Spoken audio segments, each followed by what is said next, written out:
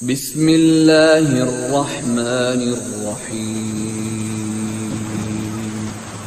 अल्लाह के नाम से जो बड़ा मेहरबान निहायत रहम वाला है।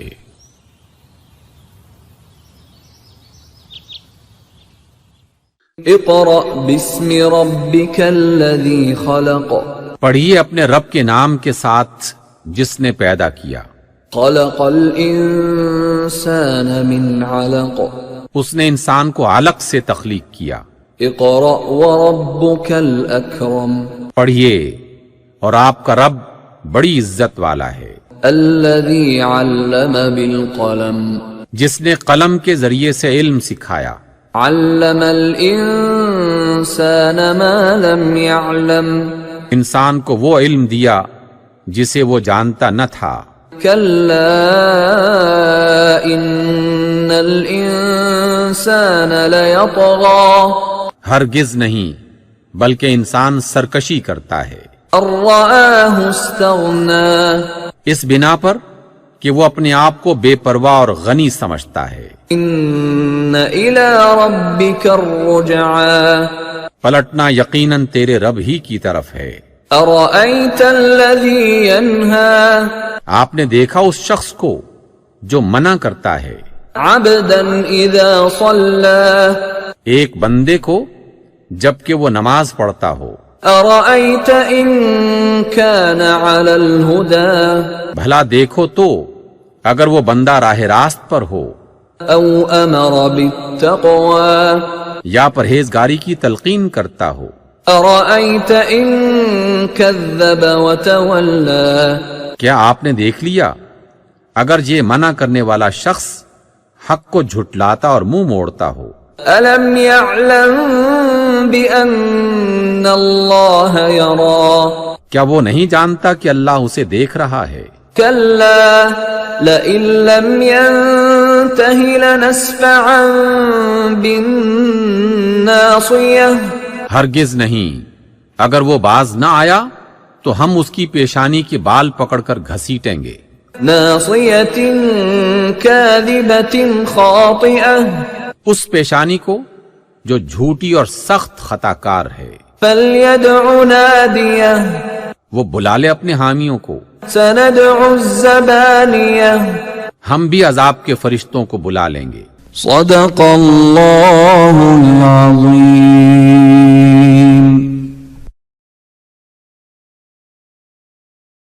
अस्सलाम वालेकुम।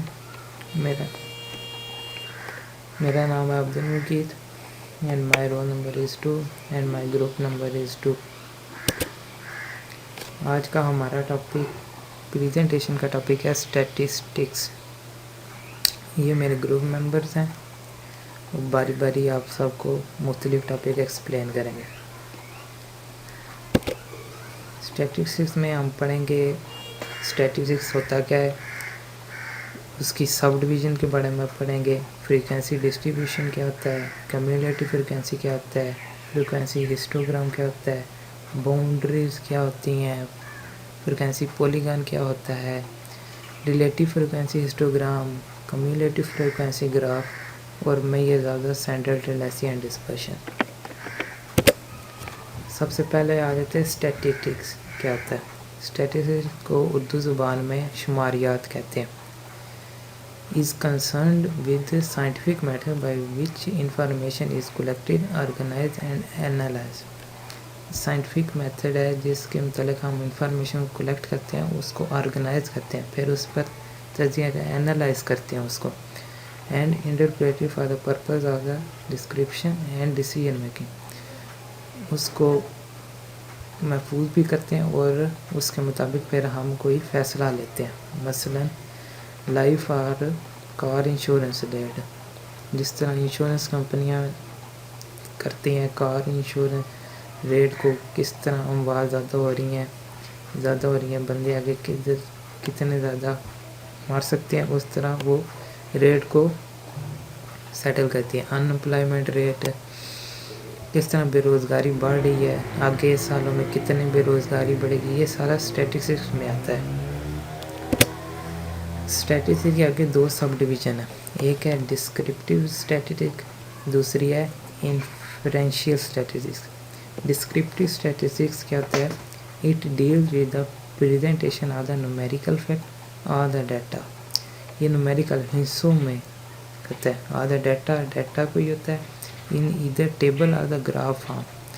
ये जो डिस्क्रिप्टिव स्टैटिस्टिक्स को हम ग्राफ फॉर्म में या टेबल के फॉर्म में, न्यूमेरिकल फॉर्म में रिप्रेजेंट करते हैं। And with methodology of the analysing the data, फिर इसको हम एनालाइज करते हैं। दूसरी इसकी है inferential statistics. It involves technique for making inference about the whole population on the basis of the observation obtained from the sample.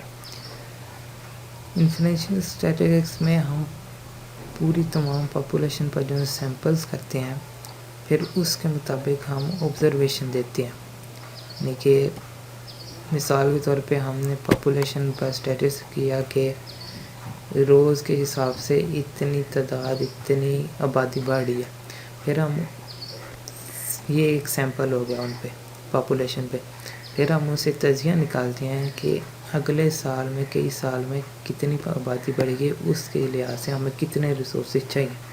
ये inferential statistics में आता है। आगे आ जाती हैं डिस्क्रिप्टिव स्टैटिस्टिक्स की टाइप्स। इसकी 4 मेजर टाइप्स हैं। मेजर ऑफ फ्रीक्वेंसी मेजर करना, फिर measure of central tendency, dispersion and variation and measure of position. ये सब हम बारी बारी पढ़ेंगे तो इससे और उनकी एग्जांपल्स भी समझेंगे। मेजर ऑफ फ्रीक्वेंसी में हम करते हैं, काउंट करते हैं, गिनते हैं, परसेंट निकालते हैं, उनकी फ्रीक्वेंसी इस तरह निकालते हैं।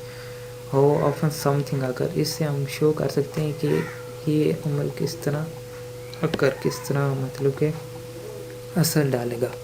Use this when you want to show how often the response, और इसका रिस्पांस किस तरह आएगा। ये सब हम फ्रीक्वेंसी में मेजर करते हैं।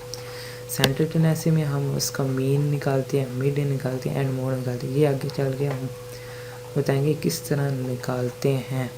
Locate distribution by the various point, हर पॉइंट पे उसके डिस्ट्रीब्यूशन भी कर सकते हैं। Use this when you want to show how an average commonly indicated. इससे हम ये भी तय कर सकते हैं कि कौन सी एवरेज है वो किस तरह रिस्पॉन्ड करेगी। मेजर ऑफ डिस्पर्शन और द वेरिएशन। डिस्पर्शन और वेरिएशन में हम रेंज निकालते हैं, उसकी स्टैंडर्ड डेविएशन निकालते हैं, उसकी एरेज निकालते हैं। Identify the spread of the score stating intervals. Score को स्प्रेड करते हैं, रेंज निकालते हैं, वेरियस है, standard. Use this when you want to show how spread out the data or it is helpful to know when use data.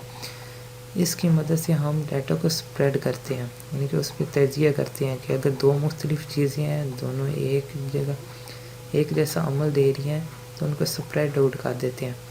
फिर इससे हम निकालते हैं कौन सी चीज़ उनमें से बेहतर है। ये आगे चल के हम आपको बताएंगे किस तरह निकालते हैं। पोजीशन में ये करते हैं, यानी कि उसके रैंक्स बढ़ाते हैं या क्वार्टर, यानी कि पोजीशन जिस तरह क्लास में भी पोजीशन लिहाज से होती है, इसी तरह स्टैटिक्स में हम पोजीशन में ये करते हैं। How score fall in the relation to another. इससे हम ये भी करते हैं अगर एक स्कोर यानी कि एक स्टैटिस्टिक गिर रहा है तो उसका दूसरे पर क्या असर पड़ेगा, वो किस तरह गिरेगा। Relies on standard score. ये स्टैंडर्ड स्कोर इसको हम कंपेयर करते हैं उससे, कि कंपनी का रेट इतना जा रहा है तो हमारी प्रोडक्ट का रेट उससे किस तरह जाएगा। Use this when you need to compare score to the normal score.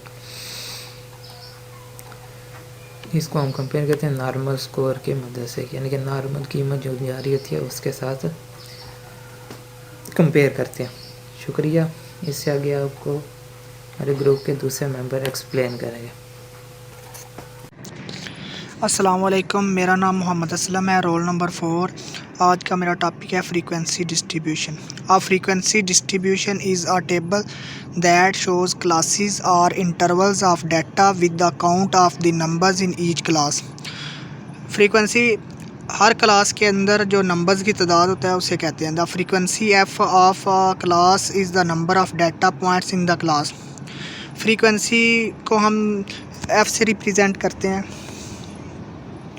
ये कुछ क्लासेस दी गई हैं और फ्रीक्वेंसी दी गई है। आगे हम मज़ीद एग्जांपल के अंदर इसे पढ़ेंगे। 1, 5, 9, 13, 17 लोअर क्लास लिमिट है, जबकि 4, 8, 12, 16, 20 ये अपर क्लास लिमिट है। और ये आगे फ्रीक्वेंसी को शो किया हुआ है 4, 5, 3, 4, 2। आगे कुछ फ्रीक्वेंसी फाइंड करने के लिए गाइडलाइंस दी गई हैं। सबसे पहले decide on the number of classes to include the number of classes should be between 5 and 20, otherwise it may be difficult to detect any pattern. Number of classes जो है ना वो 5 से 20 के दरमियान में होनी चाहिए, वरना आपके लिए मुश्किल हो जाएगा। ये कह रहा है find the class width as follow. अब हम क्लास विड्थ फाइंड करना चाहते हैं, तो वो कैसे फाइंड करेंगे? Determine the range of the data, range of data होना चाहिए। उसके बाद divide the range by the number of classes, उसको जितनी हमने क्लासेस बनानी है उस पे हम डिवाइड करेंगे। And round up to the next convenient number, और उसको राउंड अप कर लेंगे। अगर पॉइंट में 7.2 है तो 8 कर लेंगे। फाइंड द क्लास लिमिट, अब क्लास लिमिट फाइंड करनी है। You can use the minimum entry as the lower limit of the first class to find the remaining lower limits at the class fits to the lower limit of the preceding class, then find the upper class limit. अब हमने जो lower class limit है, जो सबसे मतलब कि minimum entry है, उसके अंदर हम जो विड्थ है ना वो ऐड करते जाएंगे, वो लोअर लिमिट इस तरह आती जाएगी। इस तरह अपर क्लास लिमिट के अंदर भी इसी तरह ही। Make a tally mark for each entry in the row of the appropriate class, और हम टैली मार्क्स से शो करेंगे। काउंट द टैली मार्क्स, और हम टैली मार्क्स को काउंट कर लेंगे। और to find the total frequency of each class, और हम टोटल फ्रीक्वेंसी फाइंड कर लेंगे। आगे एग्जांपल दी गई है। एग्जांपल के अंदर दिया गया जी, the following data represent the ages of 30 student in a statistics class, construct a frequency distribution that have 5 class. 30 students हैं और हमने 5 क्लासेस बनानी है। इसमें कुछ the number of classes 5 stated in the problem, और 5 क्लासेस हैं जो नंबर ऑफ़ क्लासेस है। The minimum data entry 18 and maximum कितनी है 54, और रेंज फिर कितनी होगी 36। Divide the range by the number of classes to find the class, और हम क्लास विड्थ था फाइंड करने के लिए जो रेंज है उसको हम क्लासेस पे डिवाइड करेंगे। 36 रेंज है और 5 क्लासेस हैं, और ये क्या आ गया 7.2, और इसको राउंड अप किया तो क्या हम 8, राउंड अप टू 8। इसके बाद the minimum data entry of 18, और for the lower class limit first class to find the lower class limit of the remaining class at the width to each lower limit. हमारे पास जो lower limit है ना, मतलब कि minimum entry वो 18 है, और इसमें हम जो विड्थ हमने फाइंड किया वो 8 इसमें ऐड करते जाएंगे, तो आगे वाली लोअर क्लास लिमिट्स आ जाएंगी। इस तरह अपर क्लास लिमिट में भी हम 8 ऐड करते जाएंगे।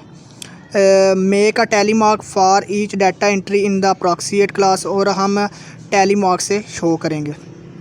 फिर जो हमारे पास टैली मार्क्स होंगे उनको हम काउंट कर लेंगे, तो फ्रीक्वेंसी में हम लिख लेंगे। आगे ये क्लासेस दी गई हैं, इस तरह ये टैली निशान दिए गए हैं। सबसे फर्स्ट क्लास है जो वो है 18 से 25, इसके दरमियान में जो नंबर आए हैं वो 13 है, और इसको हमने टैली निशान से टैली मार्क से शो कर लिया, और इसका इसी तरह आगे भी चलता जाएगा। इस तरह हमने क्या कर लिया, इसका समेशन ले लिया, summation f is equal to 30। अब आगे हमने मिड पॉइंट फाइंड करना है। The mid point of a class is the sum of the lower and upper limit of the class divided by 2। The mid point sometimes called the class mark. Mid point find करने हम lower class और अपर class limit जो होती है ना, lower and upper limit, उसको हम add करके 2 पे डिवाइड करते हैं, वो हमारे पास मिड पॉइंट आ जाता है। वो कहता है कि मिड पॉइंट को हम बाज़ औक़ात क्लास मार्क से भी मतलब कि कहते हैं। Mid point lower class limit plus upper class limit dividing by 2। हमारे पास जो लोअर क्लास लिमिट है ना वो है 1 और अपर है 4, इसको हम 2 पे डिवाइड करेंगे। 5 और 2 क्या आ गया 2.5। इस तरह एग्जांपल के दी गई है। The mid point find the mid point जी ऑफ स्टूडेंट, जो पीछे हमने एग्जांपल किया उसी का हम मिड पॉइंट फाइंड करेंगे। इसमें हमारे पास लोअर क्लास जो है वो 18 है और अपर है 25, इनको ऐड करके हमने प्लस किया, वो क्या आ गया 43, और 43 को हम 2 पे डिवाइड करेंगे, क्या आ गया 21.5। इसी तरह हम आगे सो ऑन करते जाएंगे। 26 प्लस 33, इसको 2 पे डिवाइड करेंगे, वो आ जाएगा 29.5। 34 plus 41 dividing by 2 37.5। 42 plus 49 dividing by 2 ये आ गया 45.5। इसी तरह 50 प्लस 57 डिवाइडिंग बाय 2 क्या आ गया 53.5। ओके, अल्लाह हाफिज़। बिस्मिल्लाहिर्रहमानिर्रहीम। मेरा नाम जवाद मंदिर है और रोल नंबर 6 है। मेरा जो टॉपिक है वो है रिलेटिव फ्रीक्वेंसी। रिलेटिव फ्रीक्वेंसी से पहले हम फ्रीक्वेंसी डिस्ट्रीब्यूशन पढ़ेंगे। वो क्या होता है? ऐसी टेबुलर अरेंजमेंट जिसमें हम डाटा को इस तरह रो और कॉलम में अरेंज करते हैं कि सबसे पहले जो गिवन डाटा को मुख्तलिफ क्लासेस में क्लासीफाई कर लिया जाता है, फिर इसके बाद हर क्लास में फॉल करने वाली जो नंबर ऑफ़ आइटम्स होती है ना, उसको लिख लिया जाता है। इसको हम फ्रीक्वेंसी डिस्ट्रीब्यूशन कहते हैं। Relative frequency, the relative frequency of a class is the portion or percentage of the data that fall in that class. ये रिलेटिव फ्रीक्वेंसी ऐसी फ्रीक्वेंसी होती है जिसमें जो पोर्शन और परसेंटेज होती है फॉल करने वाली क्लास की, उसको लिख लिया जाता है। इसकी हम फाइंड करने का जो तरीका है, to find the relative frequency of a class divide the frequency F by the sample size N. इसको फाइंड करते हैं हम। इसके लिए फॉर्मूला इस्तेमाल होता है, फ्रीक्वेंसी जो एफ हमें दिया होता है और जो सैम्पल साइज एन होता है, उसके ऊपर डिवाइड करने से हमें रिलेटिव फ्रीक्वेंसी जो फाइंड हो जाती है। रिलेटिव फ्रीक्वेंसी हम ये देखते हैं, क्लास है हमारे पास, इसकी एग्जांपल है रिलेटिव फ्रीक्वेंसी की, क्लास 1 से 4। इसकी जो फ्रीक्वेंसी अब 4 है और इसकी जो रिलेटिव फ्रीक्वेंसी है वो होगी 4 को हम डिवाइड करेंगे सम ऑफ फ्रीक्वेंसी 18 पे, जो n होगा। n को सम ऑफ फ्रीक्वेंसी भी कहते हैं, जो सब फ्रीक्वेंसी को इक्वल करने के बाद आता है। 4 को हम 18 पे डिवाइड करेंगे, हमारे पास 0.222 आ जाएगा। ये होगी रिलेटिव फ्रीक्वेंसी होगी हमारी। अब हम इसकी मज़ीद एग्जांपल देखते हैं। Find the relative frequencies for the age of the student frequency distributions. इसमें हमारे पास डिफरेंट क्लासेस हैं जिसमें डिफरेंट एज दी गई हैं स्टूडेंट की। जो पहली क्लास है उसमें 18 से लेकर 25 तक है। इसकी जो फ्रीक्वेंसी है वो 13 है। उसकी हम रिलेटिव फ्रीक्वेंसी वो f/n, 13 को हम n ये सम ऑफ, ये जो हमारे पास 5 क्लासेस हैं इनकी जो टोटल फ्रीक्वेंसी दी गई है 13, 8, 4, 3, 2। इसको हम सम करेंगे तो हमारे पास समेशन f इक्वल 30 ये आ जाएगा। अब हम क्लास 1 की रिलेटिव फ्रीक्वेंसी मालूम करने के लिए 13 को हम 30 पर डिवाइड करेंगे, इससे हमारे पास 0.433 रिलेटिव फ्रीक्वेंसी आ जाएगी। ऐसे ही हम क्लास 2 जिसमें जो एज है वो 26 से 23 तक है, इसकी फ्रीक्वेंसी 8 दी गई है। इसकी हम रिलेटिव फ्रीक्वेंसी मालूम करने के लिए 8 को हम 30 पर डिवाइड करते हैं, इससे हमें 0.267 ये रिलेटिव फ्रीक्वेंसी हासिल हो जाएगी क्लास 2 की। इसके बाद है क्लास 3। क्लास 3 में 34 से 41 है, इसकी फ्रीक्वेंसी 4 है। अब 4 को हम 30 पर डिवाइड करते हैं तो हमारे पास 0.133 फ्रीक्वेंसी आ जाएगी, रिलेटिव फ्रीक्वेंसी आ जाएगी। ऐसे ही क्लास 4 नंबर पे क्लास है 42 से लेकर 49 तक, इसमें फ्रीक्वेंसी 3 है। इसको हम 3 को 30 पर डिवाइड करेंगे, हमारे पास 0.1 रिलेटिव फ्रीक्वेंसी आ जाएगी। इस तरह जो लास्ट क्लास है हमारे पास उसमें 50 से लेकर 57 तक रेंज दी गई है। इसकी जो फ्रीक्वेंसी है वो 2 है। इसको अब हम डिवाइड करेंगे 30 पर, जिससे हमारे पास 0.067 रिलेटिव फ्रीक्वेंसी हासिल हो जाएगी। ये रिलेटिव फ्रीक्वेंसी को ये sum of all multiple frequencies over n is equal to 1, ये एक पॉइंट होता है, इज इक्वल 1 इस तरह होता है कि जो सम ऑफ ऑल मल्टीपल फ्रीक्वेंसीज हैं ये उसको हम सम n के डिवाइड करें, उससे हमारे पास 1 आ जाएगा। इसके बाद आ जाए cumulative frequency. The cumulative frequency of a class is the sum of the frequency for that class and all the previous classes. Cumulative frequency की डेफिनेशन समझने के लिए हमें इसकी एक एग्जांपल देखनी पड़ेगी। जैसे हमारे पास एक एग्जांपल है, इसमें क्लास दी गई है, एज ऑफ स्टूडेंट क्लास 1 में 18 से 25 तक है, इसकी फ्रीक्वेंसी 13 है। लेकिन जो इसकी कम्युलेटिव फ्रीक्वेंसी होगी पहली क्लास की वो 13 ही होगी, लेकिन जिसमें इसकी दूसरी जो क्लास है 26 से लेकर 33 तक, इसकी जो फ्रीक्वेंसी है वो 8 है। अब इस क्लास की जो कम्युलेटिव फ्रीक्वेंसी होगी वो जो पहली कम्युलेटिव फ्रीक्वेंसी 13 में हम 8 को सम करेंगे, इसको प्लस करेंगे 21, ये हमारे पास कम्युलेटिव फ्रिक्वेंसी आ जाएगी क्लास 2 की, जो 26 से 33 तक। ऐसे ही जो क्लास 34 से 41 तक है उसकी फ्रिक्वेंसी 4 है। अब हम जो 21 में 4 को सम करेंगे तो हमारे पास कम्युलेटिव फ्रिक्वेंसी 25 आ जाएगी। इस तरह अब 42 से लेकर 49 तक जो क्लास है इसकी फ्रिक्वेंसी 3 है, लेकिन जो 34 से 41 तक की क्लास की कम्युलेटिव फ्रिक्वेंसी 25 थी, उसमें हम 3 को सम करेंगे तो हमारे पास क्लास 42 से 49 तक जो क्लास की कम्युलेटिव फ्रिक्वेंसी है वो 28 आ जाएगी। ऐसे ही जो सबसे एंड पर जो क्लास है 50 से 57 तक उसकी फ्रिक्वेंसी 2 है, लेकिन इसे ऊपर 28 में हम इसको सम करेंगे, ऐड करेंगे तो हमारे पास इसकी जो कम्युलेटिव फ्रिक्वेंसी है वो 30 आ जाएगी। टोटल नंबर ऑफ़ स्टूडेंट 30 हो जाएंगे। और इसकी पॉइंट ये भी होता है कि जो फ्रिक्वेंसी का सम होता है वो कम्युलेटिव जो एंड वाली क्लास की फ्रिक्वेंसी थी वो इक्वल होता है। अब ये सम ऑफ ऑल फ्रिक्वेंसी 30 है, इसी तरह जो ये कम्युलेटिव फ्रिक्वेंसी की लास्ट क्लास है उसकी कम्युलेटिव फ्रिक्वेंसी भी 30 है, ये इक्वल होगा।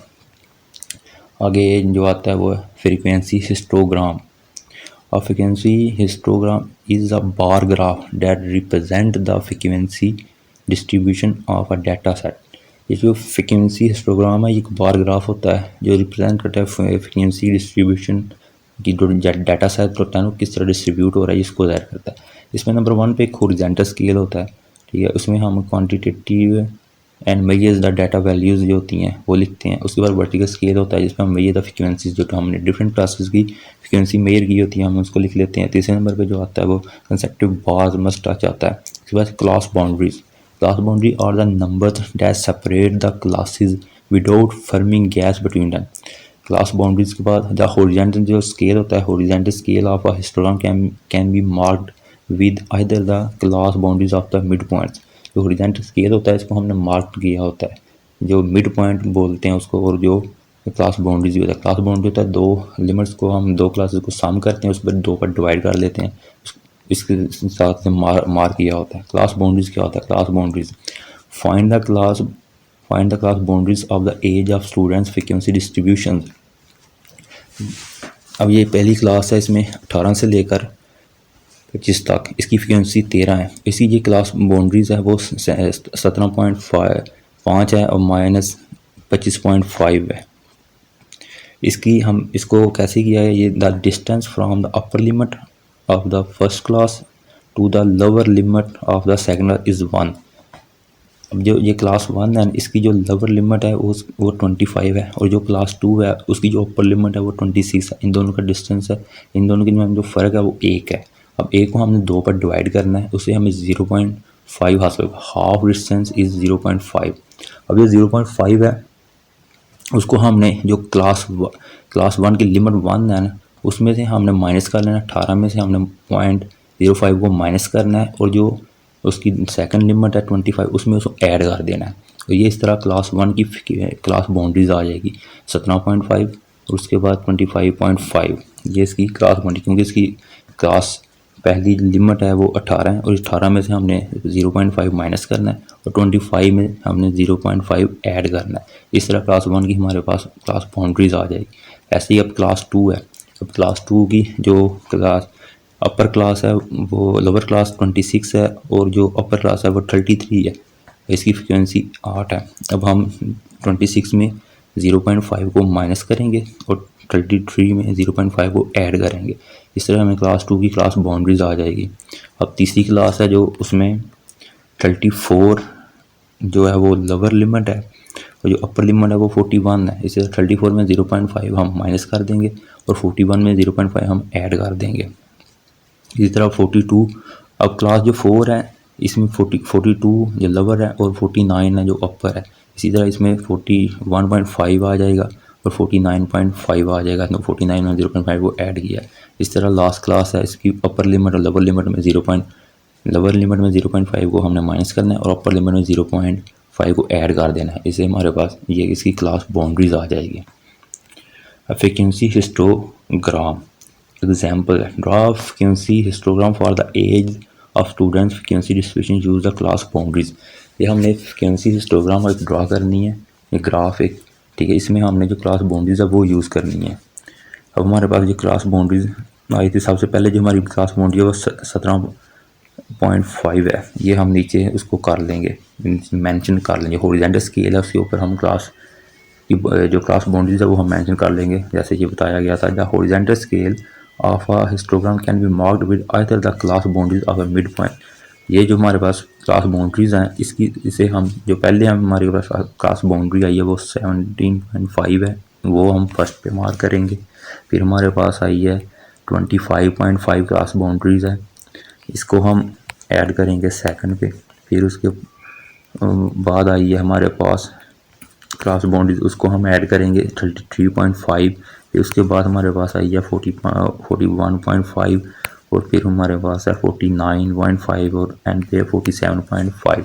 ये हमने हॉरिजॉन्टल स्केल पे इसको हमने मेंशन कर लिया एज इन ईयर। अब हमने फ्रिक्वेंसी हमारे पास कितनी है, फ्रिक्वेंसी हमारे पास है 13 तक। क्लास 1 से की 13 है और जो क्लास एन पे 5 है उसकी 2 है।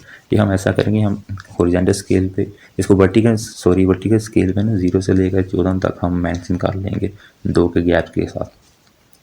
अब जहाँ पर ये क्लास बाउंड्री है 17.5, वहाँ पे फ्रिक्वेंसी कितनी है 13। इसके यहाँ से क्लास बाउंड्री 17.5 से लेकर 25.5 के दरमियान फ्रिक्वेंसी 13 है, तो इसको हम मेंशन कर देंगे ऊपर 12 और 13 के दरमियान।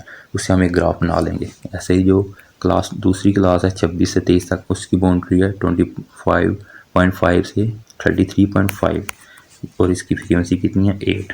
अब यहाँ पर हम 8 मेंशन किया गया, हम 8 से 25.5 से 33.5 तक 8 का ग्राफ बना लेंगे। ऐसे ये क्लास 41 से 34 से 41 है और इसकी फ्रिक्वेंसी 4 है। यहाँ पर हम ये 4 और इसकी जो बाउंड्रीज है वो 33.5 से 41.5 है। ये 33.5 से 41.5 के दरमियान 4 आ जाएगा। और जो नेक्स्ट क्लास है 42 से 49 तक, उसकी फ्रिक्वेंसी 3 है और उसकी जो क्लास बाउंड्रीज है वो 41.5 से 49.5 है। और ये 41.5 से 49.5 के दरमियान इसका 3 का ग्राफ आ जाएगा। जो एंड वाली क्लास है उसकी फ्रिक्वेंसी 2 है और इसी क्लास बाउंड्रीज है जो वो 49.5 से 57.5 है। और ये इसकी यहाँ पर आ जाएगी 49.5 से 57.5 के दरमियान 2 फ्रिक्वेंसी है, तो इसका ग्राफ आ जाएगा। ऐसे हम फ्रिक्वेंसी हिस्टोग्राम को ग्राफ की सूरत में हम ये शो कर लेते हैं। इस हॉरिजॉन्टल स्केल पे एजेस आ रहे हैं, एजेस ऑफ स्टूडेंट। इसके बाद आता है frequency polygon. Frequency polygon is a line graph that emphasises the continuous change in frequencies. जो फ्रिक्वेंसी पॉलीगॉन होती है ये एक लाइन ग्राफ होता है, ये लाइन की सूरत में जो चेंजेस आ रही होती हैं फ्रिक्वेंसी में उसको ज़ाहिर करता है। लेकिन इसमें एक सबसे ज़रूरी बात ये होती है कि जो इसकी अपर जो हाईएस्ट क्लास इंटरवल है ना, उसकी जो फ्रिक्वेंसी भी वो 0 होगी और जिसकी जो below the lowest class interval है उसकी फ्रिक्वेंसी भी 0 होगी। जैसे आपको ये शो हो रहा है, ये जो 13.5 थी इसकी फ्रिक्वेंसी 0 है और ये जो 61.5 है इसकी फ्रिक्वेंसी भी 0 है। इस पर भी हमने सेम हॉरिजॉन्टल एक्सेस भी हमने लिख लेनी है, अपनी लिमिट्स लिख लेनी है। जो मिड पॉइंट्स बोल रहे हैं या उसको आप मिड पॉइंट भी 2 लिमिट को प्लस करना है, फिर उसको 2 पर डिवाइड करना है। जो क्लास बाउंड्री है वो भी सेम ही, ठीक है, 2 लिमिट को प्लस करना है, उसको 2 पे डिवाइड करना है, क्लास बाउंड्री आ जाएगा। अब ये उसने मेंशन किया हुआ है, ये मिड पॉइंट्स या क्लास बाउंड्रीज आप इसको जो भी बोल सकते हैं, दोनों बोल सकते हैं आप, ये इसने मेंशन कर दिया है एक्स एक्सिस पे। उसके बाद वाई एक्सिस पे वो जो फ्रिक्वेंसी चेंज आ रहा है, ये हमारे पास फ्रिक्वेंसी कितनी है, फ्रिक्वेंसी 2 से लेकर 13 तक है, ये हम इसको मेंशन कर लेंगे साइड पे। वाई एक्सिस पे 0 से लेकर 14 तक इसको हमने मेंशन कर लिया। इसके बाद जो वो इसके हिसाब से जो याद रखने वाले पॉइंट है, जो पॉलीगॉन फ्रिक्वेंसी पॉलीगॉन है उसकी जो हाईएस्ट क्लास इंटरवल होगी उसकी फ्रिक्वेंसी 0 होगी, इसलिए पहला डॉट 0 पर आएगा। उसके बाद जो दूसरी क्लास उसकी क्लास बाउंड्रीज है वो हमारे पास है, इन दोनों को हम प्लस करेंगे 18 और 25 को और उसका 2 डिवाइड करेंगे तो हमारे पास आ जाएगा 21.5 और 21.5 की फ्रिक्वेंसी होगी 13 होगी और ये 12 और 14 के दरमियान डॉट आए। ऐसे ही जो हमारे पास सेकंड क्लास है 2633 को हम प्लस करके 2 पर डिवाइड करेंगे और इसकी जो हमारे पास आंसर आएगा वो आएगा 29.5 और इसकी जो फ्रीक्वेंसी होगी वो होगी 8। इसको हम 8 पर मेंशन कर देंगे, यहाँ पर 8 पर डॉट लगा लें। इसके बाद जो थर्ड क्लास है उसकी 34 को प्लस करेंगे 41 में, इसको 2 पर डिवाइड करेंगे और इसकी फ्रीक्वेंसी है 4। ये हम फ्रीक्वेंसी 4 पर एक डॉट लगा लेंगे और इसका जो प्लस करने दोनों क्लासों को प्लस करके जो 2 पर डिवाइड कर उसका 37.5 आंसर आया वो लिखते हैं। इसी तरह सारी ये जो क्लासेस हैं 44 नंबर से 49 तक और 50 से 57 इनको प्लस करके 2 पर डिवाइड करके इनका आंसर आएगा उसको हम हॉरिजॉन्टल स्केल पर मेंशन कर देंगे और इनकी जो ये फ्रीक्वेंसी होगी 3 और 2 इसको हम यहाँ पर डॉट से मेंशन कर देंगे। इसके बाद ये लाइन बनेगी वो हम इनको डाटेड को एक लाइन की सूरत में मिला देंगे आपस में। ये जो लाइन है ये एक्स एक्सिस की तरफ बढ़ती जाती है, ये यहाँ से शुरू होगी एक्सिस से 0 से और ये एक्स एक्सिस तरफ बढ़ती जाती है, लेकिन एंड पे जो लास्ट होगी क्लास उसको below the lowest class interval उसकी फ्रीक्वेंसी 0 होगी, इसलिए ये 0 पर ही ख़त्म होगी। इसके बाद रिलेटिव फ्रीक्वेंसी हिस्टोग्राम और relative frequency histogram has the same shape and the same horizontal scale has the corresponding frequency histogram। जिस तरह relative frequency histogram होती है इसी तरह ये relative frequency histogram same shape होती है इसकी horizontal scale। इसके हम horizontal scale पर हम मेंशन कर देंगे जो हमारे पास क्रॉस बाउंड्रीज हैं उसको। उसके बाद जो y एक्सिस है ये हम इसका एक दफ़ा एग्जांपल देखते हैं यहाँ से।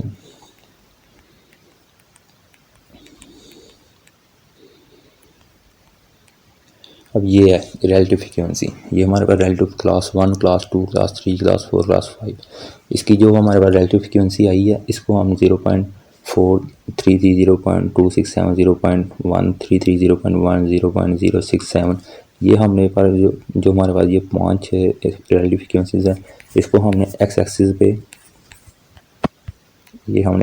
पे मेंशन कर देना इसको।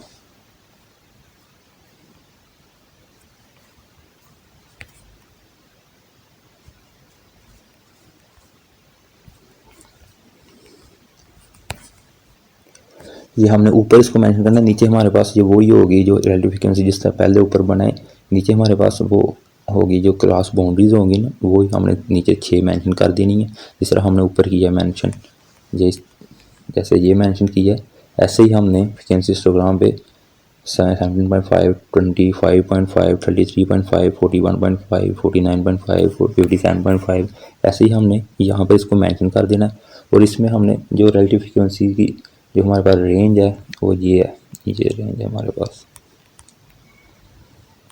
ये वाली रेंज ये हमारे पास लोवेस्ट है जो 0.067 से स्टार्ट हो गए 0.004 ये जो लोवेस्ट है 0.0 और जो हाईएस्ट है वो 0.4 है।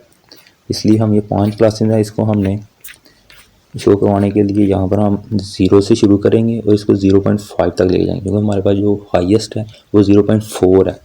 अब इसके दरमियान जो हमारे पास जो वैल्यू आएगी जब क्लास 1 है, अब ये क्लास 1 की हमारे पास है रिलेटिव फ्रीक्वेंसी 0.433 इसको हमने ये यहाँ पर ऐड कर लिया, ये 0.4 से 0.5 के दरमियान 0.433 आ जाएगा और इसकी जो क्लास बाउंड्रीज है वो 17.5 से 25.5 के दरमियान ये ग्राफ बनेगा। इस तरह क्लास 2 की 0.260 है इसको हम 0.2 और 0.3 के दरमियान हम मेंशन करेंगे। इसके बाद क्लास 3 है इसकी 0.113 है इसको 0.1 0.2 के दरमियान मेंशन कर देंगे। इस तरह 4 क्लास 0.1 है इसको हम 0.1 और 0 के दरमियान मेंशन करेंगे, इसका ग्राफ बन जाएगा। ये जो रिलेटिव फ्रीक्वेंसी का हिस्टोग्राम ऐसे बनती है जो इसमें हॉरिजॉन्टल स्केल होता है इसको मेंशन किया जाता है, इसके ऊपर लिखी जाती हैं क्लास बाउंड्रीज जो मिड पॉइंट्स आप बोलते हैं इसको इस तरह मेंशन किया जाता है। जो इसका वाई एक्सिस होता है उस पर फ्रीक्वेंसी की जगह हम रिलेटिव फ्रीक्वेंसी को शो करते हैं, उस दोनों के दरमियान जो ग्राफ बनता है उसको हम रिलेटिव फ्रीक्वेंसी हिस्टोग्राम बोल देते हैं। Cumulative frequency graph cumulative frequency graph or RGB is a line graph that displays the cumulative frequency of each class and its upper class boundaries। ये ऐसा ग्राफ होता है एक लाइन का ग्राफ होता है, ये डिस्प्ले करता है कम्युलेटिव फ्रीक्वेंसी को। जिस साइड पे हम वाई एक्सिस पे हम पहले फ्रीक्वेंसी को, फिर हमने रिलेटिव फ्रीक्वेंसी, ऐसे ही इस ग्राफ में हम वाई एक्सिस पे कम्युलेटिव फ्रीक्वेंसी को शो करेंगे और एक्स एक्सिस पे सेम वो क्रॉस बाउंड्रीज शो होंगी, वो मेंशन होंगी, जैसे जिनको हम मिड पॉइंट भी बोलते हैं। वो 6 मिड पॉइंट हैं जो हमारे पास, वो 17.5 से 57 पॉइंट पर इक्वल गैप के साथ वो मेंशन होंगी। और वाई एक्सिस पे इसमें ये होगा कि ये हमारे पास जो कम्युलेटिव फ्रीक्वेंसी है वो मेंशन होगी। कम्युलेटिव फ्रीक्वेंसी हमारे पास कौन सी आई थी, ये हमारे पास ऊपर, ये हमने कम्युलेटिव फ्रीक्वेंसी फाइंड की थी। ये हमने ऊपर डिटेल के साथ पढ़ा कैसे हमने फाइंड की थी। ये हमारे पास 13 से लेकर 30 तक है, तो हम इसको यहाँ पर मेंशन कर देंगे। 0 से लेकर 30 तक हम इसको मेंशन कर देंगे। इसी तरह जो हमारे पास इसमें ये होगा कम्युलेटिव फ्रीक्वेंसी ग्राफ में, जो हाईएस्ट क्लास इंटरवल होगा उसकी जो फ्रीक्वेंसी होगी वो 0 होगी। इसमें जो उसके बाद फर्स्ट क्लास सेकंड क्लास आएगी, ये जो 18 से 25 तक आएगी यहाँ पर कम्युलेटिव फ्रीक्वेंसी में, 18 से जो 25 तक आएगी, इसकी जो कम्युलेटिव फ्रीक्वेंसी वो 13 है। यहाँ हम 13 पर एक डॉट लगा लेंगे 12 से ऊपर, और ये जो होगा ये क्लास बाउंड्री 17.5 से 25.5 के दरमियान में होगा। इसी तरह जो यहाँ पर ये सेकंड क्लास होगी, इसकी कम्युलेटिव फ्रीक्वेंसी 21 है। यहाँ पर हम 21 पर एक डॉट लगा लेंगे और ये होगा 25.5 से 33.5 के दरमियान होगा।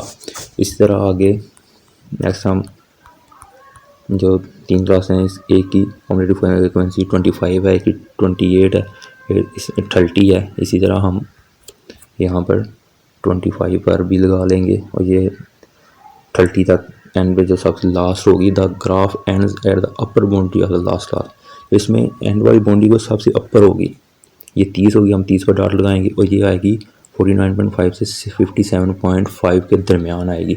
इस तरह हम कम्युलेटिव फ्रीक्वेंसी ग्राफ को शो करते हैं। इसका तरीका भी सेम ही है, लेकिन इसमें यह फ़र्क होगा, इसकी जो वाई एक्सिस है उसके हम उसमें हम जो वैल्यू शो करेंगे वो कम्युलेटिव फ्रीक्वेंसी की होंगी, और जो इसकी जो ग्राफ की लाइन है वो 0 फ्रीक्वेंसी से शुरू होकर सबसे अपर लिमिट के ऊपर ख़त्म होगी।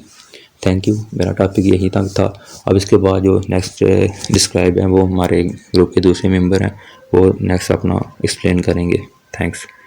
बिस्मिल्लाहिर्रहमानिर्रहीम। अस्सलाम वालेकुम। My name is Qasim Ali and my roll number is 18 BSc 08. Today my presentation topic is measures of central tendency. आज हम measures of central tendency पे बात करेंगे। आइए देखते हैं कि ये क्या है। Measures of central tendency are numbers that tend to cluster around the middle of a set of values. 3 such middle numbers are the mean, the median and the mode. ये मेजर्स ऑफ सेंट्रल टेंडेंसी ऐसे numbers होते हैं जो किसी भी set of values का mid और middle point find करने के लिए यूज़ किए जाते हैं, और इस मिडल नंबर्स को डिफरेंट 3 नामों से लिखा जाता है, जैसे कि डायग्राम में दिखाया गया है। नंबर 1 पे है मीन, नंबर 2 पे है मीडियन और नंबर 3 पे है मॉड। ये सबसे पहले बात करते हैं मीन। मीन जैसे कि नाम से ज़ाहिर है एवरेज, किसी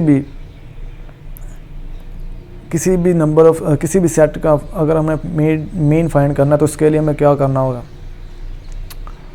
represent the sum of all values in a data set divided by the total number of the values. इसके लिए हमें sum of all the values को डिवाइड करना होगा किससे, नंबर ऑफ वैल्यू से। तो ऐसा करने से हमें उस सेट का मीन मिल जाएगा। आइए इसका फार्मूला देखते हैं। इसका फार्मूला है x bar is equal to sum of all x over number of x। यहाँ पे सम ऑफ ऑल x से मुराद सम ऑफ ऑल वैल्यूज़ और नंबर ऑफ x से मुराद नंबर ऑफ वैल्यूज़ है। आइए इसे मज़ीद एक एग्जांपल से देखते हैं।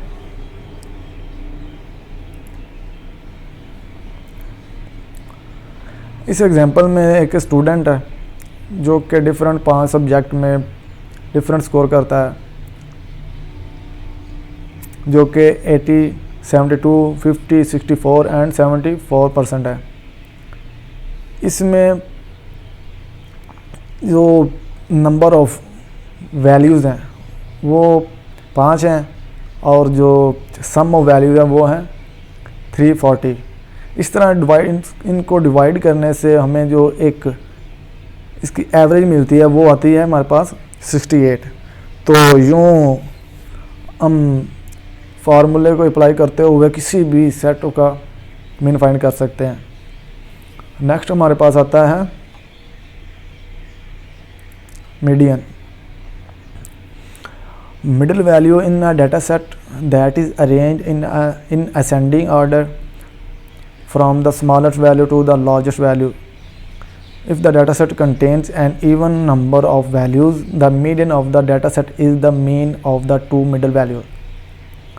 किसी भी सेट ऑफ वैल्यूज़ का अगर मैंने मीडियम फाइंड करना है तो सबसे पहले तो उस डाटा को, उस सेट को अरेंज करना होता है। कैसे? असेंडिंग ऑर्डर में। जैसा कि इसे ऐसे कह सकते हैं कि smallest value to the largest value. इसमें दो केस होते हैं, या तो इसमें डाटा जो है इवन होगा, सेट जो है इवन होगा, और या ऑड होगा। अगर तो सेट जो है ऑड होगा तो इसमें मीडियन फाइंड करना बिल्कुल आसान है, क्योंकि इसमें जो सेंटर वाला नंबर होगा वही हमारा मीडियन होगा। और अगर जो सेट है वो इवन है तो इसके लिए जो सेंटर वाले डाटा को असेंडिंग ऑर्डर में अरेंज करने से हमारे पास जो सेंटर वाले दो नंबर होंगे उनको आपस में ऐड करके उनको 2 पे डिवाइड करने से हमारे पास उस सेट का मीडियन आ जाएगा। आइए इसे भी एक एग्जांपल से समझते हैं।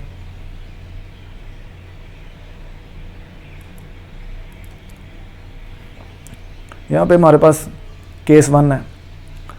केस 1 में क्या कहता है when the number of observation is odd the median is the middle value.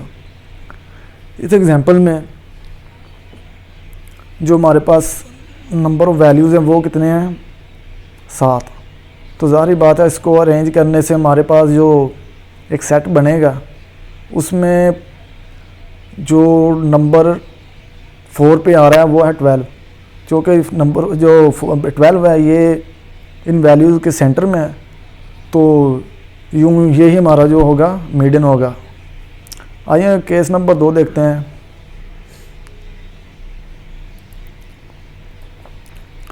Case number 2 में क्या? When the number of observation is even the median is the average of the two middle values. इसमें जो कि हमारे पास number of values जो हैं वो हैं 8। तो यूँ सबसे पहले तो इसको हमने अरेंज करना है असेंडिंग ऑर्डर में, असेंडिंग ऑर्डर या डिसेंडिंग ऑर्डर में। इसमें हमने कैसे करेंगे? इसमें हम सेंटर वाली 2 वैल्यूज़ को, जैसा कि सेंटर वाली 2 वैल्यू हमारे पास हैं 12 और 13, इनको वापस ऐड करेंगे और 2 पे डिवाइड करके हमारे पास इसका मीडियन आ जाएगा। ये केस नंबर 2 है। ये किस हालत में होगा? जब हमारे पास नंबर ऑफ सेट जो है इवन होगा। तो नेक्स्ट हमारे पास है mod. Define the most frequently occurring value in a dataset. In some cases, a dataset may contain multiple mods, while some datasets may not have any mod at all. Dataset mod क्या होता है? किसी भी dataset में अगर एक number जो है, अगर एक वैल्यू जो है एक से ज़ायद मरतबा आती है तो वो उसका मॉड कहलाती है। बाद दफ़ा ऐसा होता है कि एक डाटासेट में मल्टीपल मोड भी हो सकते हैं और बाद दफ़ा ऐसा होता है कि इसमें मोड होता ही नहीं है। आइए इसकी एग्जांपल देखते हैं।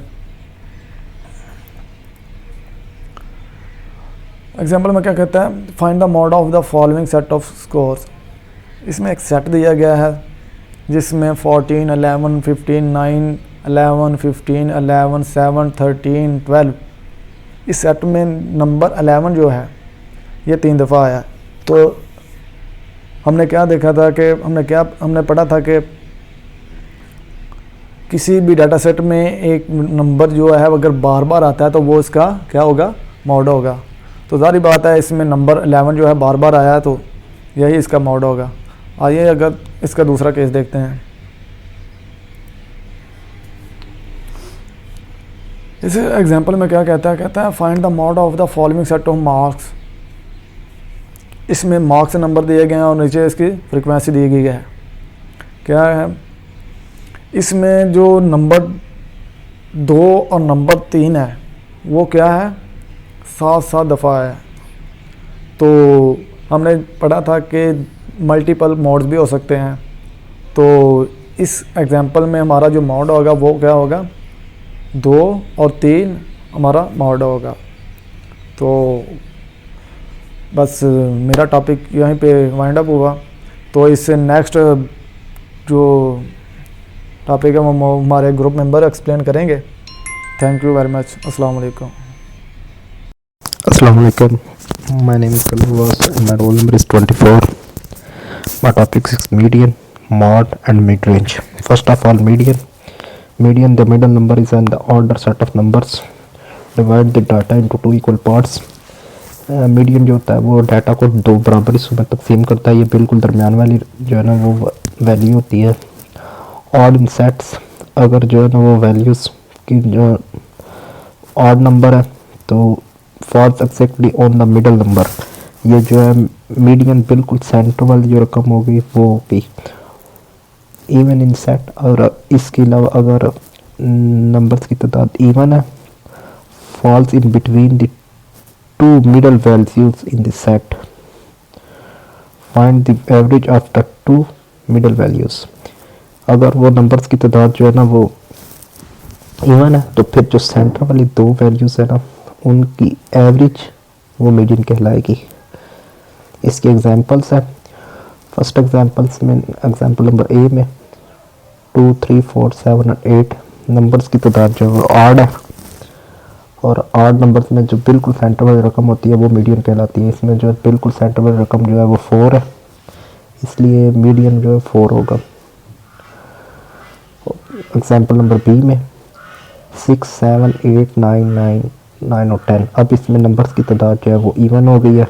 बिल्कुल दो दरमियान वाली जो रकम है उनकी एवरेज, यानी जो दरमियान वाली वैल्यूज़ हैं उनकी एवरेज होगी वो मीडियन कहलाएगी। 8 और 9 इन दोनों को प्लस करके 2 पर डिवाइड करेंगे, यानी इनके एवरेज ले लेंगे तो उसके रिज़ल्ट में हमारे पास जो है ना इनका आंसर आ जाएगा 8.5 जो है इसका मीडियन कहलाएगा।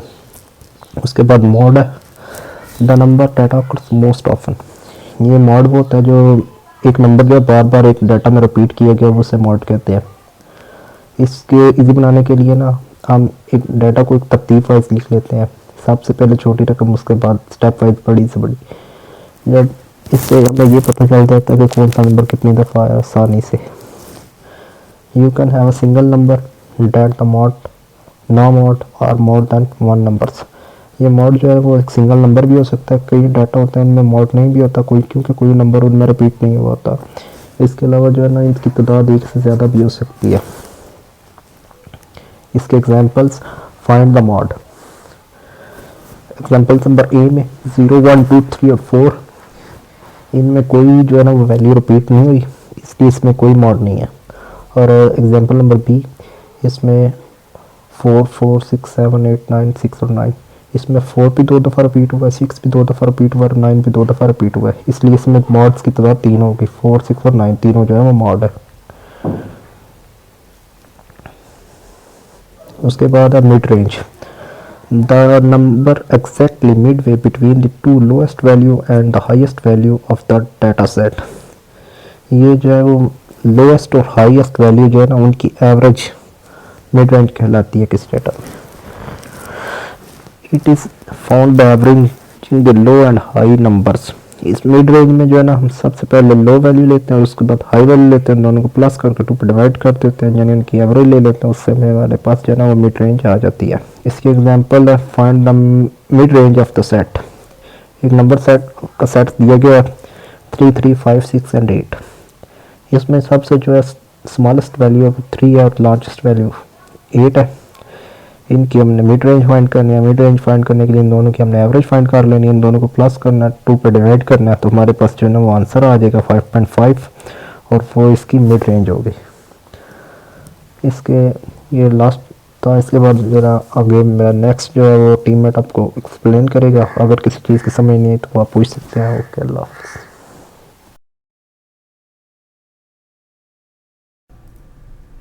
बिस्मिल्लाहिर्रहमानिर्रहीम। अस्सलाम वालेकुम। मेरा नाम हमाद हसन है, मेरा रोल नंबर 18 BSc 28 है और मेरी प्रेजेंटेशन का जो टॉपिक है वो है मेजर्स ऑफ डिस्पर्शन। तो डिस्पर्शन क्या होता है? The scatterness of given values about their centre is called dispersion. Scatterness होता है फैलाव, यानी कि जो हमारे पास सेंटर वैल्यू आती है उससे जो गिवन वैल्यूज़ हैं वो कितने फैलाव पर हैं। Dispersion is also known as spread and variation. इस डिस्पर्शन को हम स्प्रेड और वेरिएशन भी कहते हैं। डिस्पर्शन से मुराद जो हमारे पास एक सेंटर वैल्यू होती है, सेंटर वैल्यू हम से क्या मुराद है? सेंटर वैल्यू जो हमारे पास एक नंबर या सेट दिया हुआ होता है गिवन वैल्यूज़ का, उनको जो एक वाहिद एक सिंगल वैल्यू जो रिप्रेजेंट करती है उसे हम सेंटर वैल्यू कहते हैं। सेंटर वैल्यू फाइंड करने में हम सेंट्रल टेंडेंसी में पढ़ चुके हैं कि मीडियन मोड वगैरह मीडियन मीन और मोड वगैरह से हम उन्हें फाइंड कर सकते हैं। तो अब हम इसे एक एग्जांपल की डिस्पर्शन को एग्जांपल की मदद से समझते हैं कि हमारे पास गिवन सेट है 19, 6, 17 और 6। इसका सेंट्रल पॉइंट फाइंड करते हैं हम हम मीन के ज़रिए फाइंड कर सकते हैं। मीन के ज़रिए हम जो होता है उसका फार्मूला होता है समेशन x/n। हम इसे सिंप्लीफाई करते हैं तो हमारे पास सेंट्रल वैल्यू आ जाएगी वो जो कि 12 है। अब सेंट्रल वैल्यू हर एक वैल्यू से कितना वेरी कर रही है इसे हम डेविएशन बोलते हैं। और जो हमारे पास नंबर ऑफ सेट है इनके और जो सेंट्रल वैल्यू हमारे पास इनके दरमियान जो डिफरेंस है इसकी मेजरमेंट को हम डिस्पर्शन कहते हैं। अब हमारे पास है measures of dispersion. Any descriptive measure that indicates the amount of variation of given values about their centre is called the dispersion. ये वही कह रहा है जो हम पीछे पढ़ चुके हैं, यानी कि जो हमारे सेंटर वैल्यू और गिवन वैल्यूज़ के दरमियान जो वेरिएशन होती है उसको मेजर करने को मेजर्स ऑफ डिस्पर्शन कहते हैं। अब हम यहाँ पर मेजर ऑफ डिस्पर्शन को एक एग्जांपल की मदद से समझते हैं। ये हमारे पास 3 सीरीज़ हैं A, B, C और इनमें हमने सपोज किया कि अपने से वैल्यूज़ ले ली। A के अंदर 100 5 टाइम्स है और B के अंदर 98, 99, 100, 101 और 102 है और C के अंदर 1, 2, 3, 4 और 490 है। अब हमने इनका सेंट्रल वैल्यू फाइंड करनी है। सेंट्रल वैल्यू फाइंड करने के लिए हम मीन का इस्तेमाल करते हैं। मीन का फार्मूला हम पढ़ चुके हैं, समेशन x/n होता है। तो हम A सीरीज़ का मीन निकालते हैं तो ये 500/5 आएगा जो इक्वल टू 100 होगा। और इसी तरह B का हम मीन निकालेंगे तो ये भी 500/10 आएगा कैलकुलेट करने से। इसका भी मीन 100 आ जाएगा डिवाइडेड बाई 5 करने से। और इसी तरह सीरीज़ C का भी मीन जो है हमारे पास इक्वल टू 100 आ जाएगा। अब अगर सीरीज़ A में देखें तो इसमें जो है हमारे पास मीन वो 100 है, यानी सेंट्रल वैल्यू हमारे पास 100 है और बाकी वैल्यूज़ भी 100 है, यानी हमारी जो सेंट्रल वैल्यू के बिल्कुल नज़दीक हैं या बिल्कुल वही वैल्यूज़ हमारे पास हैं जो सेंट्रल वैल्यू हमने फाइंड की है। इसी तरह अगर B सीरीज़ में देखा जाए तो जो हमारे पास मीन है इसकी सेंट्रल वैल्यू है और इसकी ऑब्जर्वेशन वैल्यूज़ मीन जो सेंट्रल वैल्यू के बिल्कुल करीब हैं। 98 है, 2 का वेरिएशन इसमें 99 का, 1 का वेरिएशन है, इधर 100 है तो यहाँ पर सिर्फ कोई वेरिएशन 0 का वेरिएशन है। तो हम इसी तरह अगर इस C में देखें तो यहाँ पे हमारे पास सेंट्रल वैल्यू तो 100 है इनमें, लेकिन इसमें जो ऑब्जर्वेशन वैल्यू है सेंट्रल पॉइंट के कोई भी करीब भी नहीं है, यानी में इनमें बहुत ज़्यादा वेरिएशन पाया जाता है। तो अब हम इनकी डिस्पर्शन सीरीज़ A की डिस्पर्शन बिल्कुल 0 है और इस तरह B सीरीज़ की डिस्पर्शन बहुत ही कम है और C सीरीज़ की डिस्पर्शन बहुत ज़्यादा है क्योंकि इनमें वैल्यूज़ में जो ऑब्जर्वेशन वैल्यूज़ हैं और सेंट्रल वैल्यू में बहुत ज़्यादा वेरिएशन है। तो सबसे अच्छी डिस्पर्शन उसे माना जाता है जो मिनिमम हो, यानी कि ये 0 के करीब है। इसे सबसे इन तीनों में से सबसे अच्छी डिस्पर्शन माना जाएगा क्योंकि इससे पता चलता है कि वो सीरीज़ सेंटर वैल्यू से पता चलता है हमें कि वो कितनी स्टेबल है।